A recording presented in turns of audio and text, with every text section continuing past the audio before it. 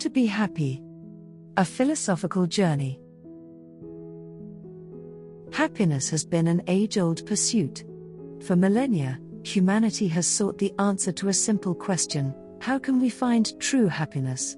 The profound insights offered by history's most esteemed philosophers give us many paths to consider. In ancient Greece, the cradle of Western philosophy, Socrates believed that true happiness arises from self-awareness and introspection.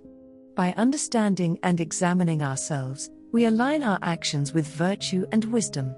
Aristotle expanded on this, suggesting that happiness, or eudaimonia, wasn't just a feeling. It was a life well lived, defined by virtue, reason, and fulfilling one's potential. In the same Grecian backdrop, the Stoics, such as Epictetus and Seneca, emphasized the significance of accepting things we cannot change and focusing only on what we can control. They posited that true happiness stems from an internal state of mind rather than external circumstances. Embracing this Stoic mindset means understanding the impermanence of material possessions and the unreliability of external validation. Instead, we should seek contentment from within, grounding ourselves in rationality and discipline. Further, Diogenes, an iconic figure of the Cynic school of philosophy, lived in a barrel and renounced material comforts. He believed that societal conventions and luxuries often distract from genuine happiness. By stripping away these artificial needs and embracing a life of simplicity, one could achieve a purer form of joy, unburdened by societal pressures and excess. Together, these ancient Greek philosophers constructed a comprehensive understanding of happiness, suggesting that it's not merely rooted in external circumstances or fleeting pleasures. Instead, true happiness arises from a deep understanding of oneself, a life led by virtue and reason, acceptance of what's beyond our control, and the realization that less is sometimes more. Shifting our gaze east, Confucius, the revered Chinese philosopher, perceived happiness as the result of moral integrity and harmonious relationships. For him, being in harmony with oneself and the world was the key to a happy life. The Buddha, on the other hand, taught that happiness arises from understanding the nature of reality and letting go of desires and attachments. Venturing further into the tapestry of Eastern thought, the Indian subcontinent offers profound wisdom on happiness through its diverse philosophical traditions. The Vedanta school of Hindu philosophy delves deep into the nature of the self and the universe. According to the Upanishads, ancient Hindu scriptures, true happiness is found in realizing the oneness of the individual soul, Atman, with the universal consciousness, Brahman.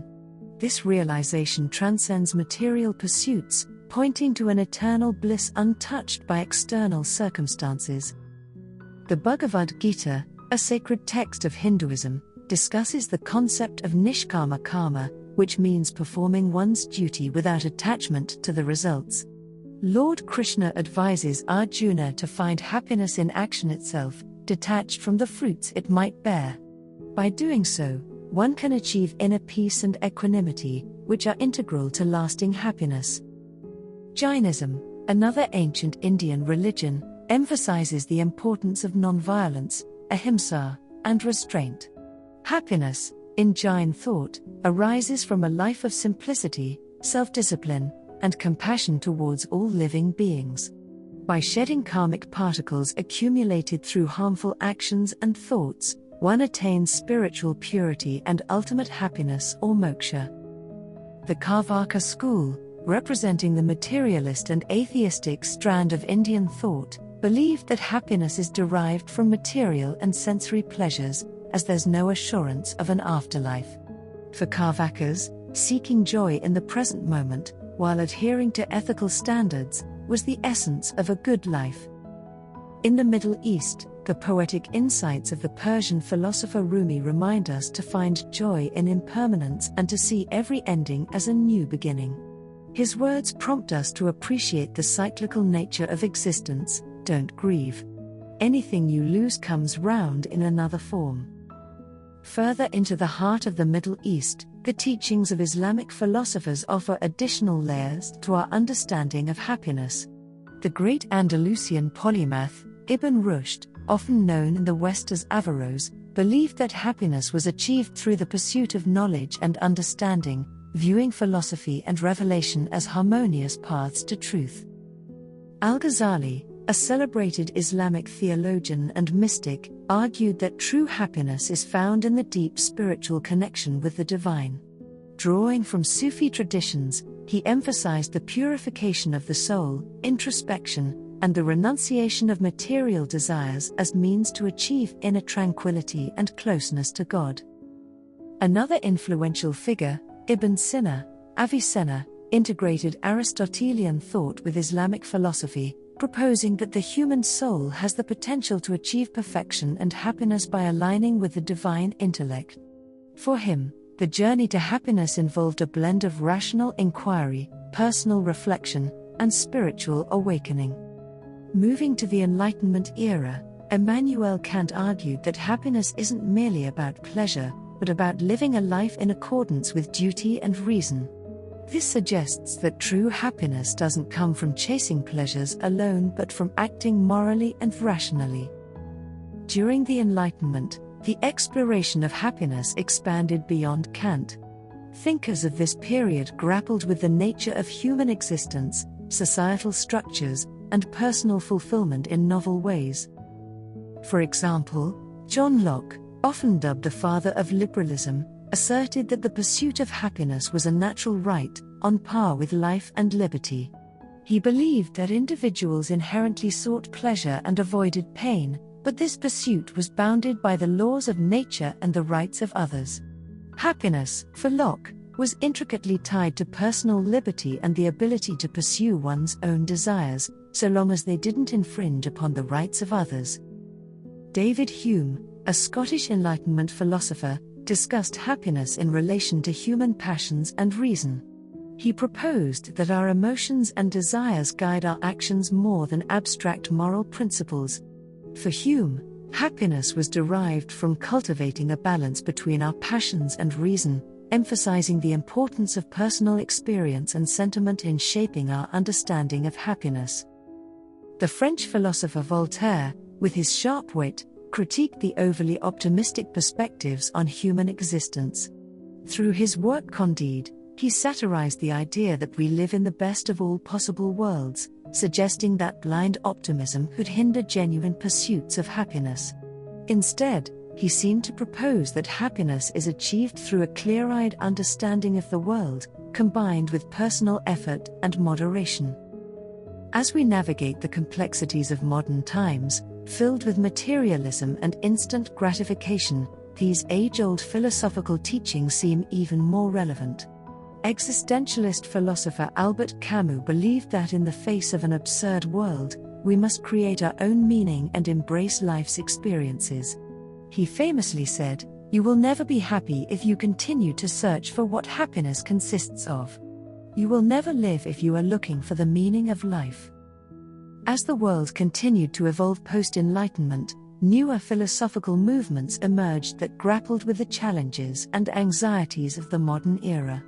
These philosophies offer insights that are particularly poignant for contemporary audiences seeking happiness amidst rapid societal change and technological advancement. Jean-Paul Sartre, another prominent existentialist alongside Camus, argued that humans are condemned to be free. In a world devoid of predetermined meaning, we bear the weight of our choices and the responsibility to forge our own path. Sartre believed that authentic happiness could be found in embracing this freedom and acting in good faith, even though it might bring existential angst. Friedrich Nietzsche, the German philosopher with his often misunderstood proclamation, "God is dead," recognized the potential nihilism of modernity. He felt that traditional values had eroded, but saw this not as a desolate end but as an opportunity for the Overman or Übermensch to rise, an individual who creates their own values and finds joy in the process of self-overcoming. In the realm of Eastern thought, Thich Nhat Hanh, the Vietnamese Zen Buddhist monk, offers wisdom for the modern age. He emphasizes mindfulness and living in the present moment as antidotes to the distractions and anxieties of modern life. For Hanh, Happiness is found in the simple acts of breathing, walking, and truly being present with one's surroundings. Lastly, the 20th century philosopher Simone de Beauvoir, in her exploration of existentialism and feminism, suggested that true happiness for women, and, by extension, all individuals, comes from embracing one's freedom, breaking free from societal expectations, and engaging in projects that give life purpose and meaning. Navigating modernity, it becomes evident that while the nature of our challenges has shifted, the philosophical underpinnings of happiness remain consistent. Whether through existential freedom, self-overcoming, mindfulness, or breaking societal shackles, philosophers old and new prompt us to actively engage with life, create our own meaning, and cherish the journey rather than just the destination. In conclusion, while there isn't a one-size-fits-all approach to happiness, philosophers from various epochs and regions have consistently reminded us that happiness is not merely a fleeting feeling. It's a journey of self-awareness, virtue, understanding, harmony, moral integrity, and embracing life with all its inherent absurdities.